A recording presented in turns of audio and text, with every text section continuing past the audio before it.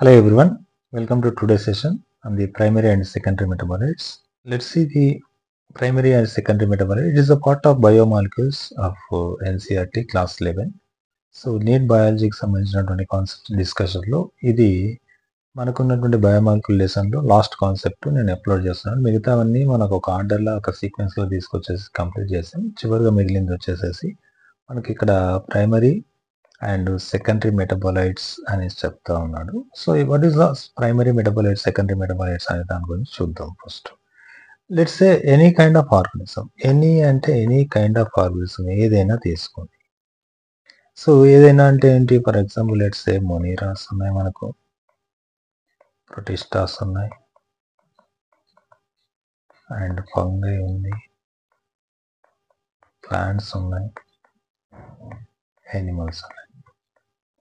Any kind of organisms, they have producing some metabolites, they called as primary metabolites. So ఈ primary metabolites ఏంటి అంటే, మనం యాక్చువల్గా ఏదైనా ఒక టిష్యూ తీసుకొనేసి బ్యాక్టీరియా కానీ లేదంటే లివర్ టిష్యూ కానీ ప్లాంట్ టిష్యూ కానీ తీసుకొనేసేసి కెమికల్ అనాలిసిస్ చేస్తే ఏమొస్తాయి అనేది మనకు యాక్చువల్ ఫస్ట్ క్లాస్లో డిస్కస్ చేస్తాం. ఆ క్లాస్ చూస్తే మీకు అర్థమవుతుంది. ఈ మెటాబోలైట్స్ కనుక డిస్కస్ చేసినట్టయితే మనకు we got the 2 types of metabolites. Okay, అవి ఫర్ ఎగ్జాంపుల్ ఏంటి అంటే ఇక్కడ చూడండి. సో మైక్రో మాలిక్యూల్స్ అనేసేసి, తర్వాత మ్యాక్రో బయో మాలిక్యూల్స్ అనేసి చెప్పిండు, రైట్. సో ఈ మైక్రో బయో మాలిక్యూల్స్ ఏవైతే ఉన్నాయో these are called as amino acids కానీ ప్రతి క్లాస్లో కూడా చెప్తున్నాను. అండ్ రైబో సింపుల్ షుగర్స్ కానీ,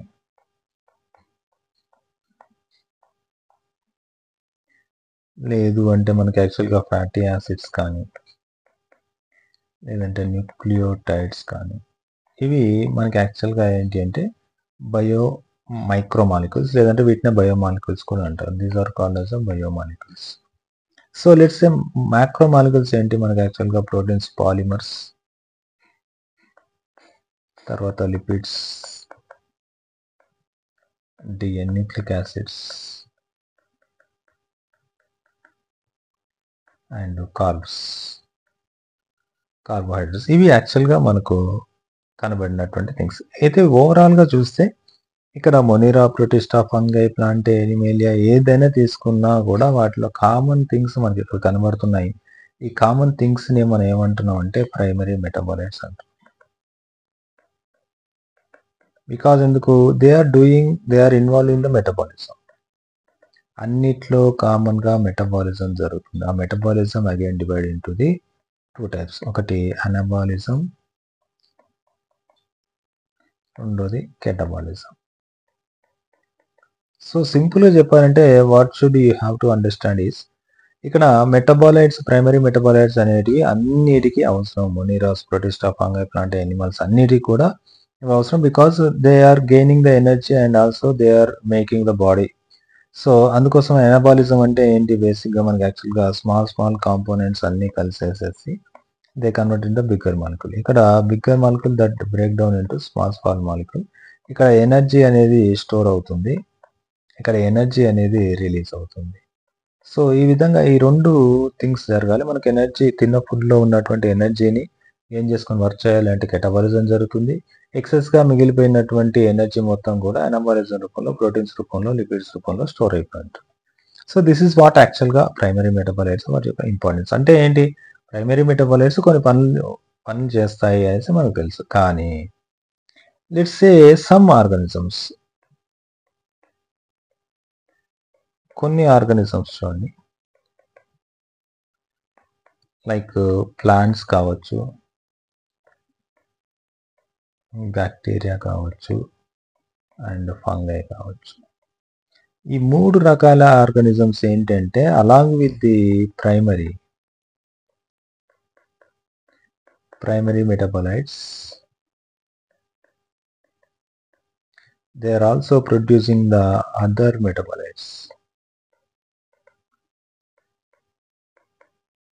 సో ఈ అదర్ మెటబాలైట్స్ ఏవైతే ఉన్నాయో వీటిని ఏమన్నాం అంటే సెకండరీ మెటబాలైట్స్ అంటాం.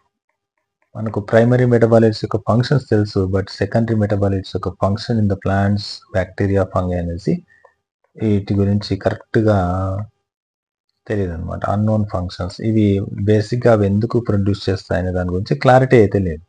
So, that is the thing. కానీ ఇవే సెకండరీ మెటబాలైట్స్ ఏవైతే ఉన్నాయో, దీస్ సెకండరీ మెటబాలైట్స్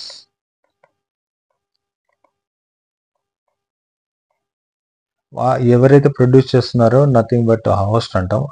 వాటిల్లో వాటి యొక్క ఇంపార్టెన్స్ తెలీదు గానీ, ఇవి మనకి యాక్చువల్‌గా హ్యూమన్ వెల్‌ఫేర్‌కి చాలా హెల్ప్ అవుతున్నాయి.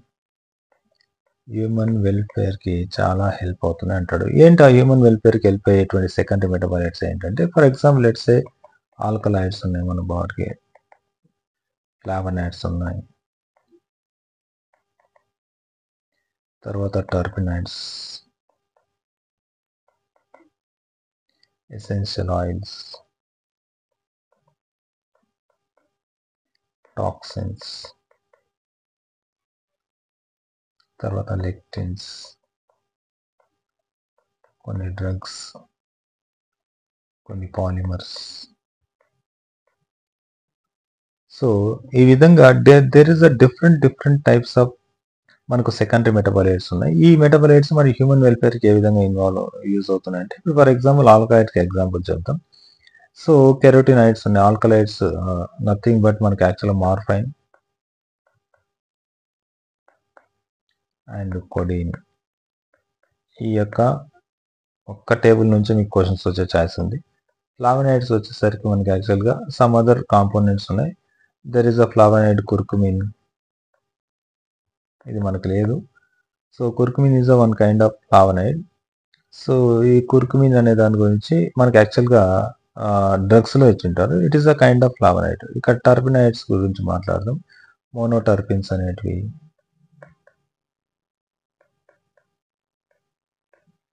డైటర్పిన్స్, ట్రైటర్పిన్స్ ఎట్సెట్రా ఉన్నాయి. సో, ఎసెన్షియల్ ఆయిల్ చూడండి. There is a lemon grass oil.